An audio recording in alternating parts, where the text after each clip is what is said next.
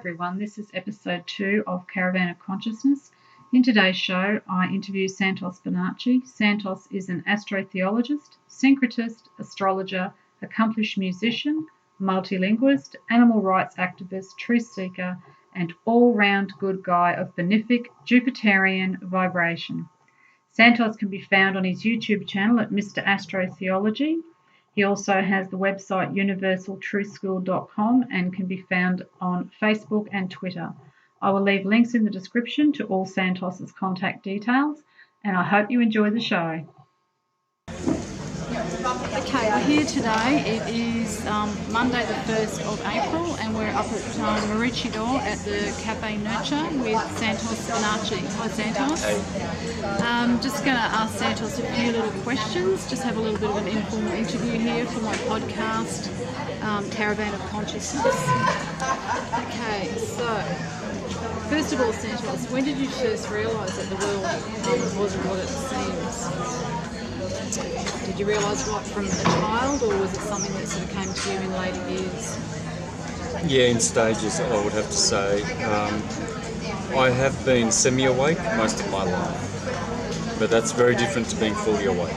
Yeah. So, for instance, in '92, when my son was born, I knew not to vaccinate him. So he's unvaccinated. He's 26 now. Very healthy, very happy. So that's one of the things that I can point to that shows that I was using my own mind when it comes to health. But at the same time, other areas were still dormant as to the world and its true machinations. So, for instance, I was going to dentists at the same time getting root canals. Yeah. So whether it's a lack of awareness or consciousness or research that we all suffer with, Yeah. we're all uncovering the layers of deception of this world one layer at a time. And where I am now, I can definitely say I'm way more advanced than any of the previous years. Yeah. But there's still more layers. Definitely there's more layers. So that answer, I have to say that for this current awareness state that I'm in, that journey would have started in 2007, to be very specific. Yeah. That's when I woke up. Yeah. In a big way. Yeah. I read a book by Andrew Carrington. What's his name? Anyway, he wrote the book The Synagogue of Satan. I read that in 2007. It was about the Rothschild control and domination of the financial system and all of the assets of the world. Yeah. And that set me on a path. And then from there on, I just started ordering books on Amazon, one at a time. Almost every day I had books coming to me. Got a massive pile of books at home. All good books. Yeah. I've never read a fiction book in my life. Yeah. One was given to me when I went from primary school to secondary school. I was given a gift. That's the only fiction book I have ever read. Yeah. Everything else, it's all science and knowledge based. Yeah. Yeah. Okay, the next question I've got for you is, can you define astrotheology? All right, well, astro is the same as astor, stars, and theology, well, we know what that is. So astrotheology indicates that there is an astral light, God is light, source for our theology. Yeah. Our theology is not based on hocus pocus, blind belief. It's based on the stars, astrotheology. Yeah. And astrology is the sister of astrotheology. And what exactly is it? Well, it's where you show how mankind in their wisdom encoded all of our holy books with personifications for the natural elements, which we call God. Yeah. The Netas, the Egyptians called them. The nature, angels. Yeah. And so we attribute these transcendental forces to the gods. And they are what? Well, the scriptures tell you. They are light. Yeah. Just as we are light bodies. You've got a beautiful light body there, it's radiating, you're alive, breathing. Yeah. That's light. It's a light and sound show everywhere you look. Yeah. There's a child of light. Yeah. This is a child of light, this smartphone. Yeah. See? Because when the scriptures say, and the word was made flesh, but the word is sound, obviously, Yeah. and flesh, this is flesh. Yeah. Solidity. Cymatics, Yeah. this is brought to you by sound and light. Yeah. Sonoluminescence, therefore that's the word made flesh. Yeah. And so, when you go to church, you go to a pastor. Well, why doesn't he talk about the asters? Yeah. Because they are lying cowards, deceivers, and they're hiding the fact that the Bible is all about astrology and astrotheology, because it doesn't suit them Yeah. to teach people the truth. Yeah. It suits them to keep them blind and stupid in their churches and waiting for a vicarious salvation rather than doing the good works and saving themselves from their poor health, their bad diets and their evil vices which haven't transmuted into virtues due to laziness. Yeah. So the next question, which pretty much ties in with what you were just saying, is can you define syncretism? Easy. The ability to merge all fields of knowledge, syncretize them. Yeah. So bringing everything back to that one, like drawing from all different teachings, all different styles, all different theologies, and bringing it back to the one. Philosophies, fields of knowledge, sciences, they all come back to one. They all come back to the torus field, which is the atom, which is energy, which is consciousness, which is God, and everything else. The torus field. And when you know how the torus field works, the energy is propagated through the sine wave, and the sine wave has 12 parts to it, which correspond to the 12 signs of the zodiac. Then you understand the energy and how energy is a 12ness. That's why your heart chakra has 12 petals. And Jesus of the Sacred Heart is always pointing to the heart. He's pointing here. Why? Well, because he's got his 12 disciples. A chakra means a disc. And a disciple. So Jesus of the Sacred Heart, Leo, the lion of the tribe of Judah, has always got 12. It's 12 green. The green heart chakra is a 12-petaled disc. And those are the 12 apostles. And so it's teaching you about, green light and all of this. And so this is our true science. It's real science, the torus field, the Torah. If you're going to be a good disciple, you have to study the torus field or the Torah. Same thing. And we each individually have our own torus field as well as there is the universal torus field. Yes, your torus field is called a torso. Yes. It's the same word. And you have an anatomy. Atoms. All is atum. You see? When you spread your arms horizontally across, your body's in the shape of a T. That's the tomb that come from the womb. So you come from a womb, and then you end up in a tomb that, funnily enough, looks like a womb. Why do the tombstones look like wombs? Because it's telling you light is the creator, and when light enters into an atom, it becomes entombed.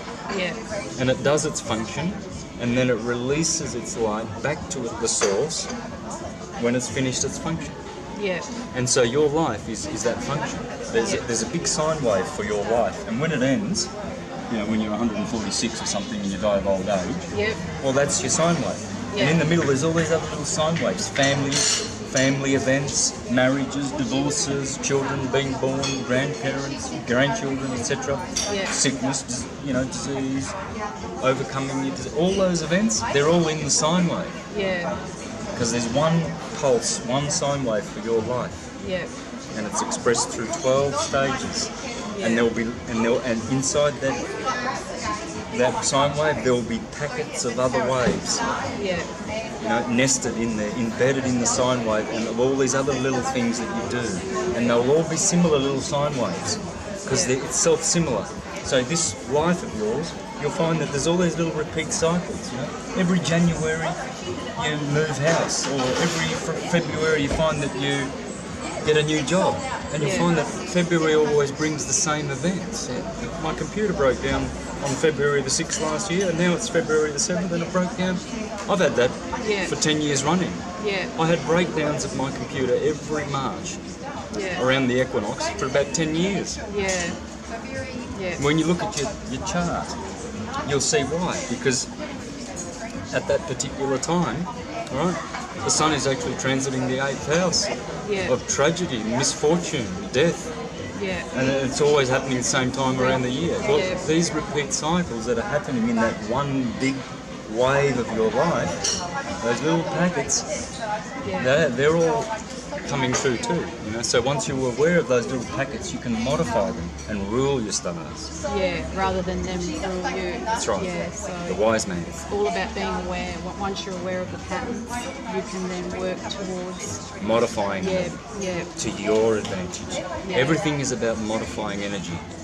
There's only one thing to do here in this world to understand: how to manipulate magnetic energy. There's such a thing in magnetism, in the toroidal field, which is called precession. It's called electromagnetic or gyromagnetic precession. So every torus field has a center, and the energy reciprocates. It goes like this. It goes in that, in the vortex, and then out the other side of the vortex. It's reciprocating. But you can't make anything with just reciprocating energy. It has to precess. So what you'll see is these donut torus fields, and the energy's going like that, and then it's also going around like that. So it's precessing. And it's that rate of precession that makes magnetism have a different dynamic. If you can manipulate that rate, you can slow down. It's called the Lemur frequency, or electromagnetic retardation. Okay, so if you can manipulate that, you've got all the magic power that the Creator has at your fingertips. Because then you can manipulate magnetism, and that's the most beautiful thing, that the Creator allows us to do that. We can have floating anti-gravity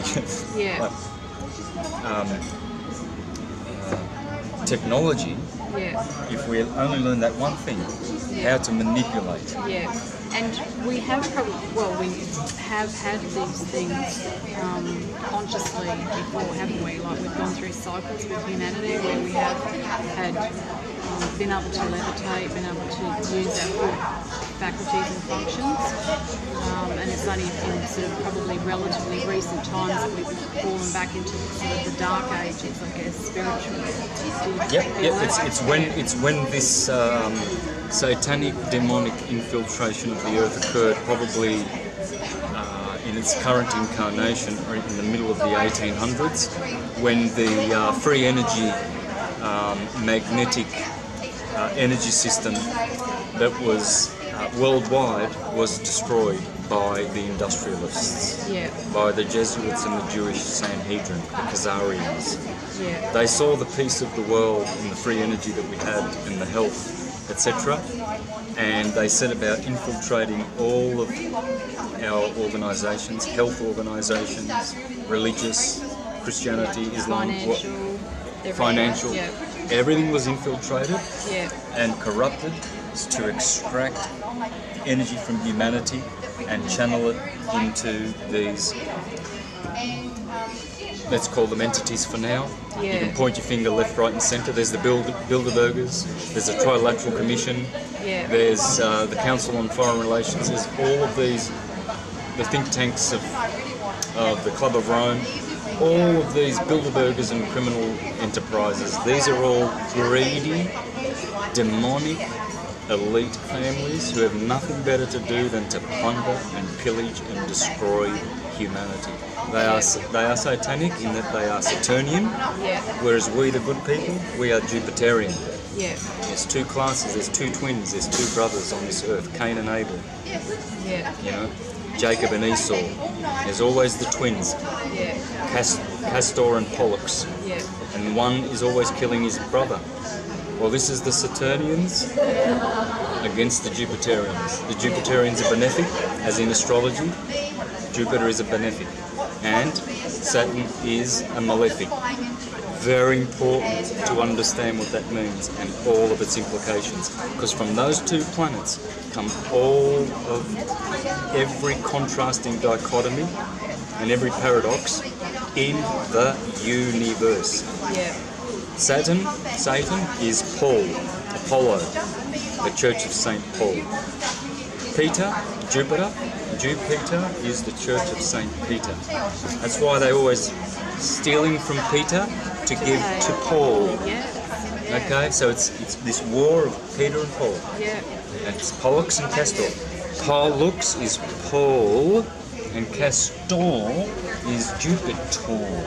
Yeah. You'll see the names. Every word speaks to you, and you can see hiding behind the word. Always. Because we've really lost the root. the art of knowing the roots of language.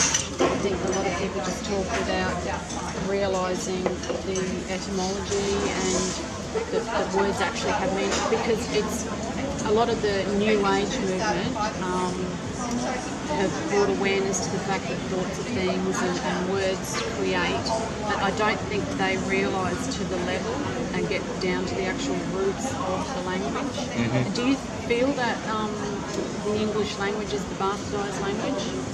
Legalese is not English. Yeah. Most people who think they're speaking English are not. They're speaking legalese. Yeah. Okay, so as for these people who like to tell you that English was created for the purpose of enslavement, these people have got nothing better to do than to be stupid. Yeah. English is English, Yeah. angelish. It's the language of the stars. It's the best language, bar none. It's just been... Bar none.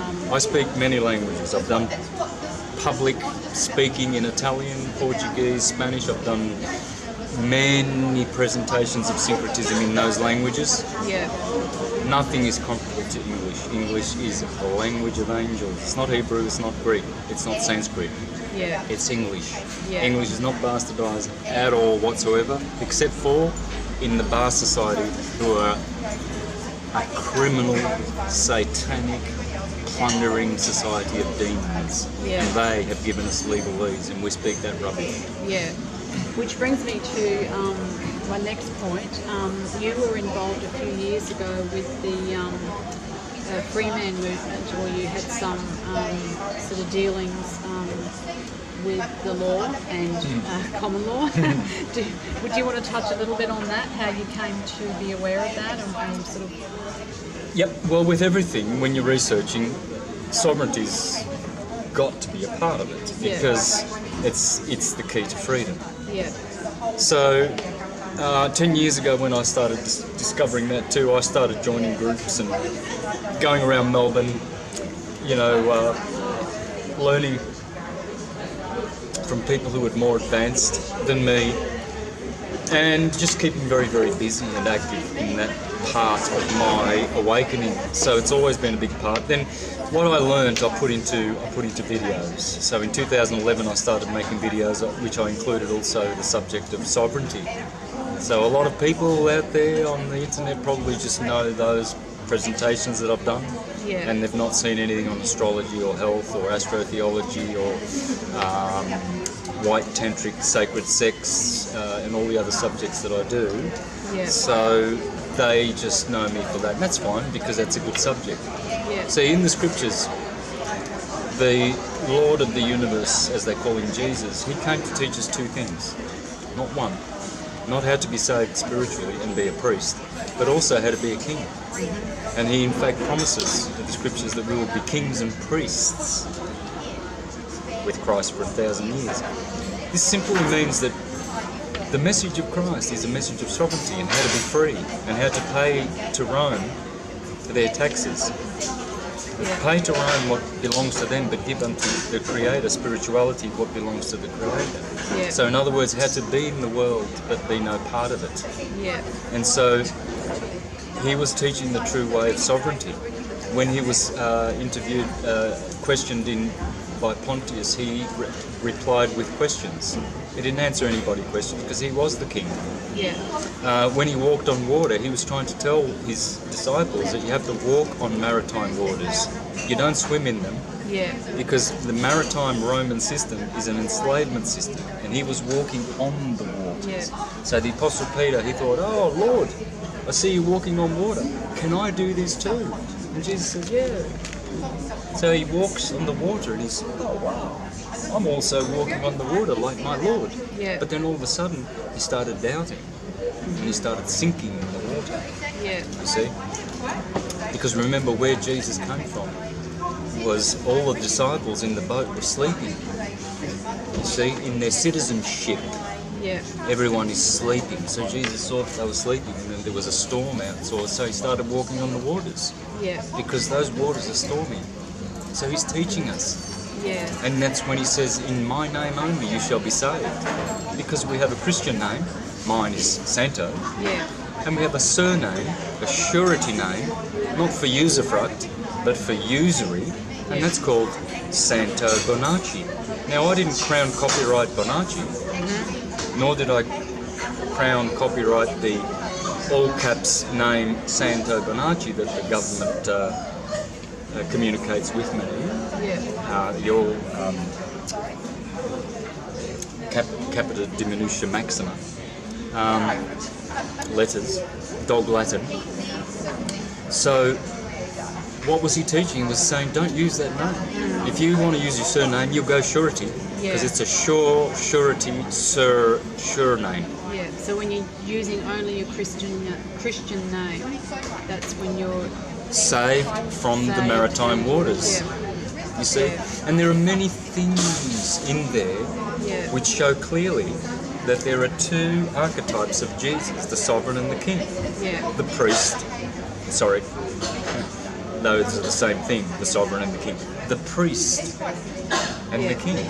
And he's teaching us that to be spiritual and to ascend, like he said to Nicodemus, you have to raise up the serpent, the Kundalini serpent, as Moses did in the wilderness. He raised up the serpent, and you have to lift up the Son of Man, the Kundalini. You've got to lift it up through proper practices if you want to be born again. Yeah. You see? So he's teaching you how to be a priest, and he's teaching you how to be a king. But what do they see in church about Jesus? Oh, submit to the government. Oh, Romans chapter 12 says you've got to submit to the authorities of this world. It's because you're submitting to God and blah, blah, blah. Pay your taxes and just take it.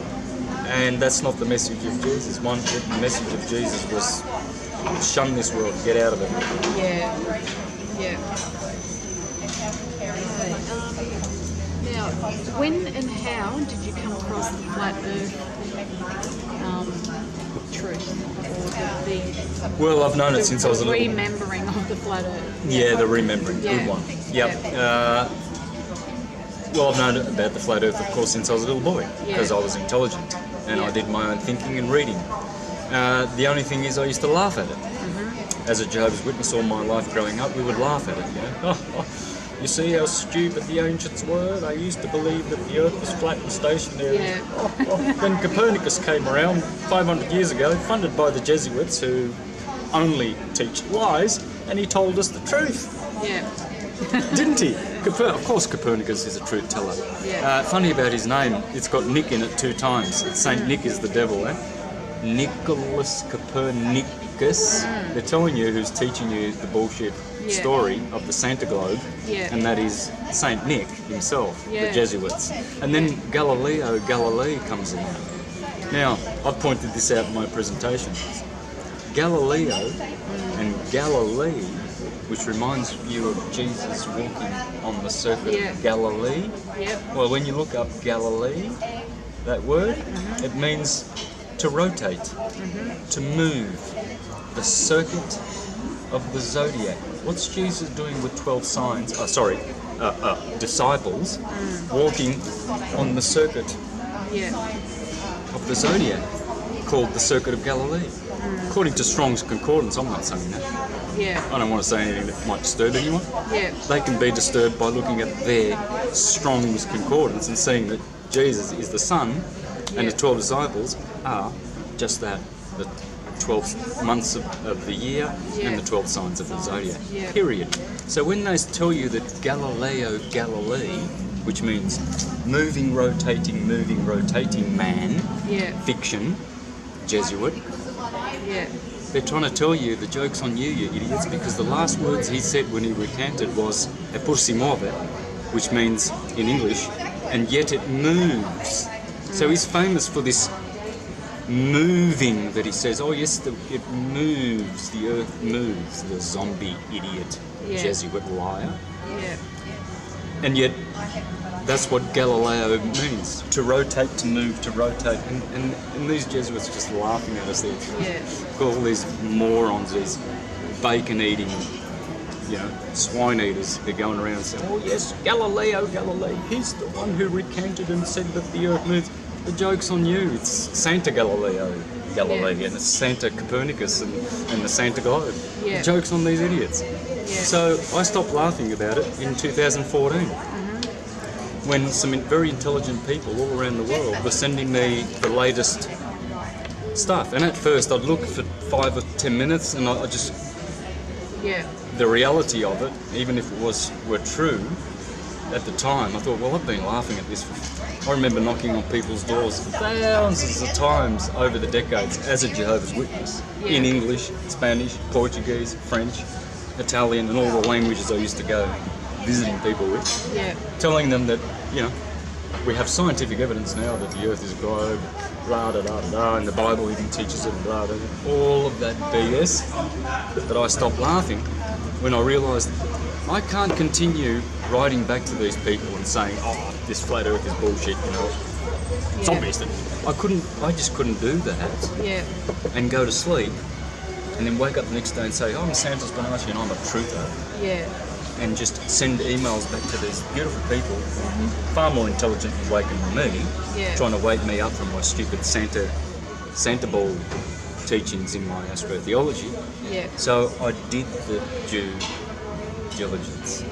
And now I know, like all scientists, real scientists know, according to tests, repeatable, provable, verifiable, that the Earth is stationary. So the next question, are you Mandela affected?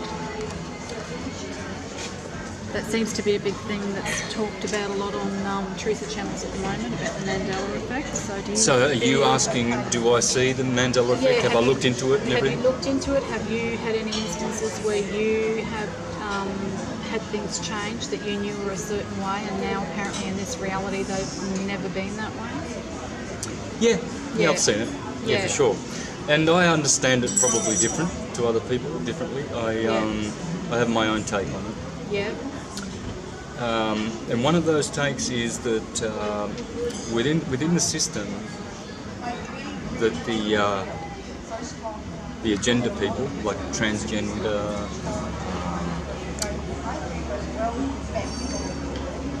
what other agendas? I mean, I can't think right now, but those people there, when they make a product, they always do it on a spiritual level. So if they name their company, they will use symbols, like the symbols we see around. And symbols have many meanings, you see. So what they do is, like, they'll make a movie and they'll have a different ending, and they'll archive that. Like Casablanca, for instance. Remember the famous second ending that supposedly No, didn't I'm aware end of that, didn't but, end yeah. up at the 1942 film, one of my favourite films, Casablanca. Anyway, it was famous that there was a second ending. It wasn't supposed to end so tragically. They did a better ending, a happier ending, but then no Yeah. one ever saw it. Yeah. But it was famous, you know. Yeah. And that's what they do with these movies. Like for instance, the Forrest Gump one, Life is like a box of chocolate, or Life was like a box of chocolate. Yeah. They do so many takes. Yeah. They do so many takes. They don't just do one take of every scene you see in the movies. There's probably about, sometimes they do up to hundreds, Yeah. tens to get it right. And with all the editing materials that they've got, they are able to make not a second or a third version. They can make many, many, many different Forrest Gumps. Not Yeah. just the two. Yeah. They can do this. And how do they do it? By going back in time? That's a trick. Yeah, That because is- people have said that they've, and I've actually experienced this myself, that books or DVDs or CDs that we've had on our bookshelves for, the last 2 or 3 decades or whatever, and we know they were a certain way, and we can go and grab our movies now and put them in, and they're different. So they have changed even Yes. within our Yep. homes. So Yep. Yeah. So having explained it the first way, now I would like to explore that way, that More of that a there's a metaphysical. time jumping thing going on as well. So there's two things happening, and I know this because they've already done that in an obvious way with movies and things like that, and shown us some of the tricks that they can do. Yeah. But as for actually changing everything, these people, you have to understand, there is advanced technology yeah, which is has to do with time travel. It's not a fantasy. yeah, It's not at all.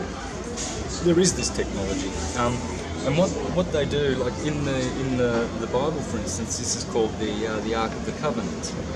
You see, it was a device. It was known that it was not just an ornamental thing. That had religious significance. They knew it was a device, yeah, because everywhere they transported this thing, certain symptoms would happen. For instance, it's said that there was a temple that the Philistines, they stole the Ark of the Covenant and they took it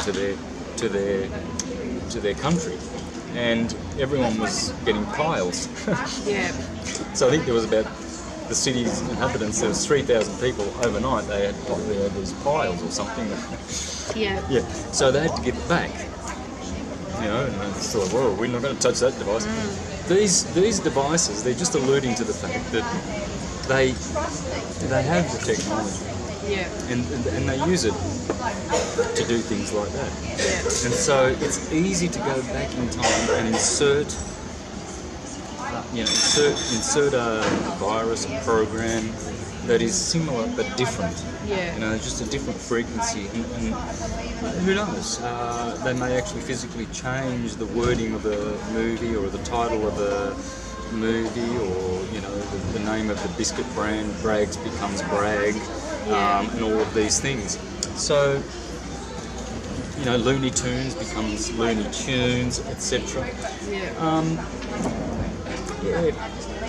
yeah, I think that's going on. I'm not well versed in this. There's a lot of other people who Yeah. have studied it a lot deeper, but that's what I'm suspecting. There's definitely technology to do these things, and Yeah. then there's more sort of explainable techniques that they're doing as well, implementing those to confuse us and give us, like a wrong memory. yeah. And syndrome. there could be a lot of things going on at one time as well. They could be doing certain things so that people that are looking into it can go down a line of thought and then try and prove it, and then all of a sudden it's changed back. That's right. And so they're toying with us as well, I think. That's right. And Well, they're causing confusion and in Hollywood, in the Hollywood of Hollywood, they don't just do things straightforward.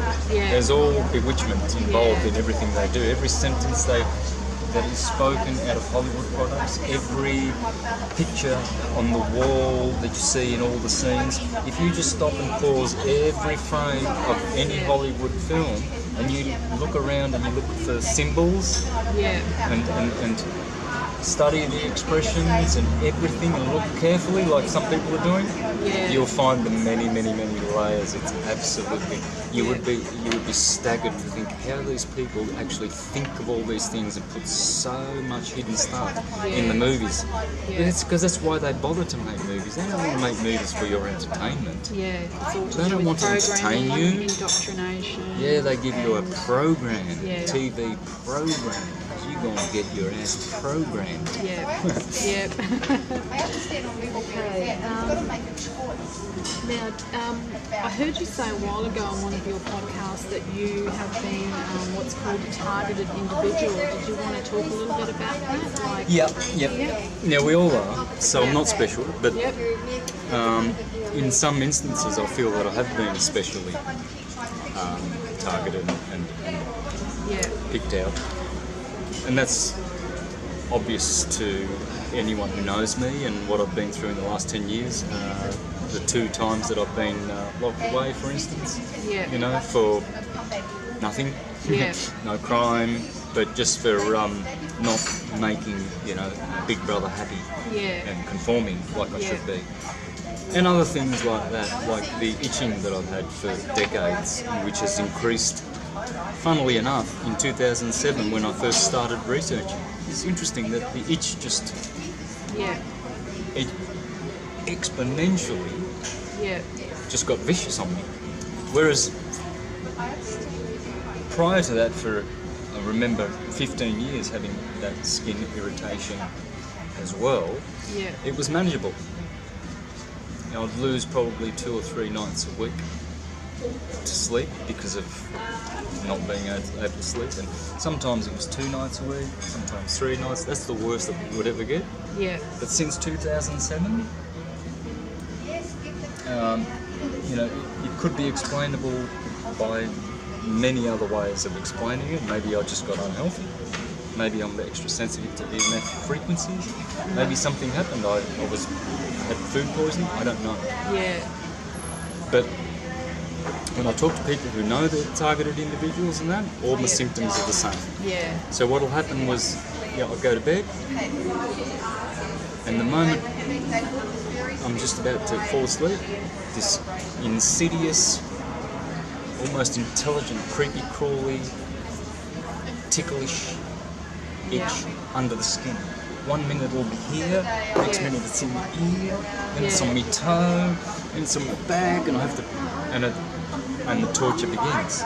And I'll sit there for hours itching, and I'll just, sleep deprivation has been the order of the day for the last 12 years.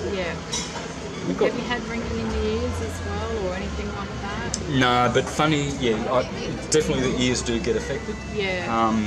In that sometimes they just sort of go, like when you go to the beach sometimes and you come out of the water and sometimes that's whooshy feeling. That's the only thing that I can point to that might be proof or evidence that I'm a targeted individual. Now, I said that we all are, because the EMF, the G5 that's coming, the chemtrails, or let's call it the geoengineering, chemtrails is a naughty word apparently. Upsets a lot of people. And all of these pollutants, I'm sure that even if I'm not a targeted individual and I'm special and that someone's out to get me, I'm sure I'm sensitive to the EMF. I can feel it. I know when I do this, if I do, which I don't, on my ear, because I've got to listen to someone who I can hardly hear. Sometimes I have to put it to my ear. Within seconds, there's a burning all around here. And that's sensitivity. So, I think the more awakened, the more aware we become, the more sensitive we are to these things. Do you find that? Yes, absolutely. So, as I said, I started waking up in 2007 and my itch increased. The torture increased. So, either it's a self-manifested thing and there's no outside targeting stuff going on, or it is that or both. Yeah. But definitely what I'm going through, many targeted individuals are going through. Yeah. This Morgellons, nanoparticle under the skin fibres creeping and crawling under the skin. Yeah. And not knowing why and understanding. I've put all kinds of oils on my skin, like this beautiful one you just gave me as a gift. Thank you very much. Yep. Which has got, what do you got? Coconut oil. How do you call it? Fractionated coconut oil. Fractionated coconut oil. Yeah, so it won't solidify, it'll stay in the oil state. Yep. And so it's not saturated. No. Yeah. Yep. So you've got lavender, frankincense, myrrh, sandalwood, juniper berry, marjoram, Yep. and your love. Yes. And so now this is going to help. Yeah. No doubt about it. Like Yeah. all the other oils that people send me from all around the world, soaps, shampoos, well-intentioned, Yeah. and they're great, they help. Yeah. Nothing fixes this itch. Yeah. So, but it does help. Everything helps, Yeah. but it seems nothing heals. So I worked out why. And we'll get to that in a minute because I know you're going to ask that question because you said you well, would. we can lead into that now. No, I'll just drop it now and then we can discuss it in time. But fasting is health, Yeah. not eating. Eating, what I've discovered, eating is death. Yeah. Simple. So we'll get to that in a minute. But Yeah. I've discovered this, and it is a truth Yeah. that is more important than any other truth right now Yeah. for people. So I really want to talk about this. Yeah. Yep. That's fine. We'll get to that. I think we're just about there. So, the next question is how long have you been vegan, and was it an easy transition? And then we can lead into you talking about your fasting. Yeah, okay, so vegan, I don't really think of myself as a vegan. The only reason why I would tell anyone or indicate to anyone that I'm vegan is because I really am a voice for animals and love animals and would never ever eat an animal. But I consider myself to be more, I've always called myself a vegetarian. But now, with my new discoveries... I think vegan's a dirty word, isn't it, to most people out there? Well, it's like everything, isn't it? tainted. There's always and these... there's this vegan agenda now. So, and then people look at that, and of course, that's what it was designed to do. Yep. To get semi-awakened people who are starting to think, to look and say, oh yeah, well that's co-opted by the, it's all Hollywood vegan rubbish. Yeah. No, we're meat eaters. Yeah. That's what we learned when we were in kindergarten, and the Bible tells us we can eat chicken bum, cow bum, horse bum, and pig bum, whereas it doesn't. And so these people, they will stop that because everything's been co-opted. Yep. Christianity has, health has, now it's gone allopathic, and they actually will kill you if you try and be a homeopath. Yeah. You get killed. Yeah. That's how important it is to go the wrong way in this world, and eating meat, for instance, and eating all kinds of aberrations and disgusting, murderous diets of human beings. Yeah. And so, they've been taught these things as true. Yeah. And so they've been deceived. So what I've found is that I prefer the expression plant-based or vegetarian rather than vegan. Yeah. But I also like to use vegan because, again, yes, it has got its bad side, but it's also got its very, very, very good side. Yeah. And that is that it is a diet that respects other living beings and doesn't decide, oh, that animal hasn't got a name, it hasn't got a voice, so I'm just going to slit its throat and eat its bum. Yeah. Hey, what right do you have to save a dog, spend thousands of dollars in hospital saving your stupid dog in the friggin' at the vets, and then go and killing one of God's calves and just slitting its throat and putting it down your gluttonous throat just so you can get bowel cancer? Yeah. Because we're stupid. But there you go, we've got stupid on top of stupid, and you've got the blind leading the blind. Yeah. And so you've got nutritionists saying, oh, you need pork and cheese and dairy products to have a balanced diet. Yeah. No, you don't. You need fruit and herbs, idiot. Yeah. You don't put diesel in a petrol car. Yeah. You'll destroy it. You don't put vegetables in a frugivore body. Yeah.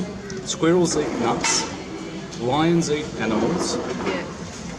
You know, rabbits eat roots, freaking carrots and potatoes. They are not our foods. We can't digest them. They ferment. Yeah. And we're killing, and we've got the proof to point to and all the evidence that we're all sick and we're all dying. Vegans, freaking meat eaters, paleo alike. Yeah. They're all dying with their diets. Yeah. And they love it. Yeah.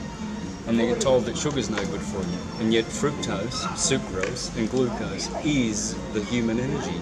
It's carbohydrates. You put hydrocarbons in a car and you put carbohydrates in the human organism because that is energy, not fats. Yeah. Fats make you lazy and stupid. Yeah. And you can get enough fats by chewing your fruits properly because the teeth masticate like a cold press. They extract the essence from the fruit. So you're getting your oils, you're getting your so-called bullshit protein, and getting what you really need is minerals and carbs.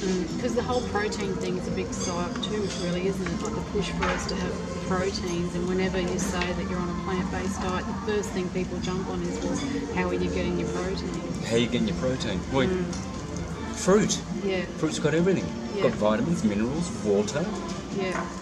carbohydrates, sugar, everything you need. Because as it says, in all the holy scriptures, I give you fruit and herbs. Yeah. That's it. The stupid men, they see the squirrels eating nuts and they think, oh, we've got to put nuts away. We've got to have nuts. And you see lions eating freaking Gazelle. gazelle bum, so we go and kill a gazelle and eat its bum. Yeah. And we're bum eaters. Yeah. And we're all sick and dying for it. Yeah. So the transition for you from, you would have been a meat eater when you were in your younger years, were you? Or? Yeah. Yeah. Was it an easy transition? Oh, the most blessed, easy thing I've ever done. It was for me too. Of course it was. You walk away from that shit. You walk away from I actually got death. sick from eating meat, so then I just went to chicken, or stayed with chicken and fish. Then I got sick with chicken, so then I was just on fish, and then I went full vegetarian. And then a few years later I went back to pescatarian, and then vegetarian, and now vegan. But it's been an easy process as well for me. Yeah. So easy. You just walk away from that. That's a prison. Yeah. It's a death trap. Yeah. Yeah. And Best thing you can ever do. So do you want to talk a little bit about your fasting now and how Yep, how long you've okay, gone so with that? it's 43 days of liquid fasting. Yep. And I've just about cured myself of all sorts of mucus-related Lyme's, lupus, rubbish that you could, Morgellons, that you could ever possibly, name. On the 12th day of the fast, I passed what was like a cyst. It was the size of a golf ball. It was tissue. Yep. This is the 12th day of liquid fasting. Yeah. Okay? And that morning, for 4 hours, I thought, I'm going to die. I thought, this fasting business, this is not working for me. 12 days, I'm going to start eating after I feel better. Yeah. And after 4 hours, I just felt I had to go to the toilet. And I sat there, and I passed this thing, and I looked down into the toilet. It looked like a miscarriage. Yeah. I have to use these descriptive terms, otherwise people won't understand how serious this is. If I didn't fast, I wouldn't have shut down my stomach and my organs enough to give them time to stop and clean up house. Yeah. And what they did was they found that cyst, and the moment I passed it, after 4 hours of nearly dying, Yeah. wow, I felt like a new person. So I stuck to the fast, and now it's 43 days. Yes, I'm underweight. This is the lightest I've ever been in my life. Yeah. But I feel good. I have energy. As you can see, I've got a lot of energy. I feel healthy. My itch is getting better. Sleep's getting better. Yeah. Skin's getting better. Yeah. It's more hydrated, more soft. Yeah. Stomach. I was always sort of lumpy in here, tension. Something's unsettled, always. Yeah. Always. Ever since that cyst, Yeah. I dropped that. Peace. I feel a real good, strong deep, deep peace in the stomach. Yeah. Because when you're eating all the time, 3 meals a day, this is burdensome to the body. To the body, yeah. It's so burdensome that it makes you angry. It makes you unsettled, confused. And because a lot of people don't realise that the immune system is seated in the gut, but if the gut is continually having to digest, it's compromising the immune system, which is another reason why we have ill health. It's because we're taken away from the immune system by continually putting strain on the digestive system. Yeah. Exactly. So what I've found is, I've discovered that for me, and for many of the listeners, the best food is liquid. Yeah. And like we were when we were children, little babies, we came in drinking liquid. Now the problem with this is that most people who do fasts, they go for 3 days or 4 days, and it is the worst experience they've ever had. It always has for me. I've done so many 3-day fasts, and they were all of them were hell. Yeah, that's what I've found. I've only got up to 3 days. They don't work. Yeah. They just make you sick, those 3-day fasts, because we're toxic. Yeah. You can be a vegan for 10 years and you can still have putrefying, fermented, rotten particles in your intestines for decades and decades and decades and decades, and you'll never, ever, ever lose that unless you fast. Yeah. You can't, because while you're eating, you are continuing to channel food through those intestinal walls and compacting the plaque that is already there. It's just keeping it up and feeding it with more rubbish. Yeah.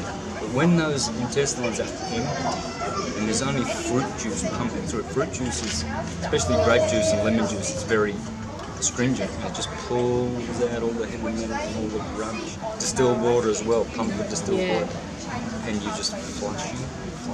And then you got to do your dry fasting to at least 16 hours a day. Nothing. Yeah. Because like a sponge, you have to rinse, go dry, and then soak. Soak the sponge, and grab the sponge and rinse. Yeah. So drinking for 8 hours, drink 4 or 5 litres. Yeah. And then Yeah. And so in doing this, you're actually releasing that plaque. It just falls off. Yeah. It dries up and just falls off, and you see it coming out. Yeah. As I told you before, it's the 43rd day. I'm only 50 kilos over here, 13 kilos underweight. Yeah. Well, that's 105 so pounds for Americans and English. Yeah. That's super lightweight. Yeah. And yet, almost for 43 days of this fast, I have been eliminated. And with boundless energy. And not just that cyst on the 12th day. I remember the 20th and the 21st day, I had so much diarrhea. Yeah. Like I was sitting in the toilet, it was like a river. Yeah. I don't know how many hours I sat on there for. Yeah. It was the 21st day. And then on the 30th day, I remember the same thing. Yeah. Just out of nowhere. Yeah. I thought, I haven't eaten anything. Yeah. Where is it coming from a 50 kilo man? Yeah. Well, it comes from when you start emptying your small intestines and all the plaque, all the mucus, all the dead matter, the parasites, the ammonia, the sulfur, all the toxins, free radicals, heavy metals, they all fall away. Yeah. And as you implement support modalities like black charcoal, bentonite clay, psyllium husk, and you push the stuff through, and you take herbal teas, etc. Yep. As you do all those good things, you watch all the intestines and all your GI tract just evacuate over the months. Yeah. And then eventually, your lymphatic system, which was backed up, drains into that new space now, opened up, and it cleans up, and then you can see it on your skin. Yeah. You can see the life coming back to your skin. Yeah. Because now the cells, they're drinking all that drink that you're hydrating with. And you're not eating, biscuits and cakes and dry things which have no juice. Yeah. The juicier the food, the longer you live. So what I see for me is that the reason I have teeth is to chew food to extract its essence. Yeah. So you chew on a bit of parsley, a bit of basil, a bit of coriander, you extract the essence. Once you chew enough and there's pulp there, Yeah. You get and rid it of has no taste, Yeah. you don't need that. Yeah. You've got the essence. You've got the liquid, the Yeah. life. Spit that out. Otherwise you'll be going to the toilet for the rest of your life and buying packets and packets of toilet paper and filling up sewers left, right and centre. We don't need the sewer industry. We don't. Because we don't need to be pooers. Yeah. Because we don't even need to be eaters. I think it came off again. There we go. Yeah. So what were you saying? Drink your foods. Yes, and all the wise people that I recall saying, drink your food, Yep. eat your liquids. Yep. What does that mean?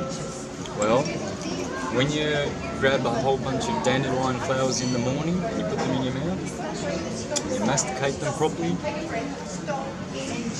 eventually those teeth turn that into liquid. You can swallow that, Yeah. but don't gulp it down without chewing it, because the digestion starts here.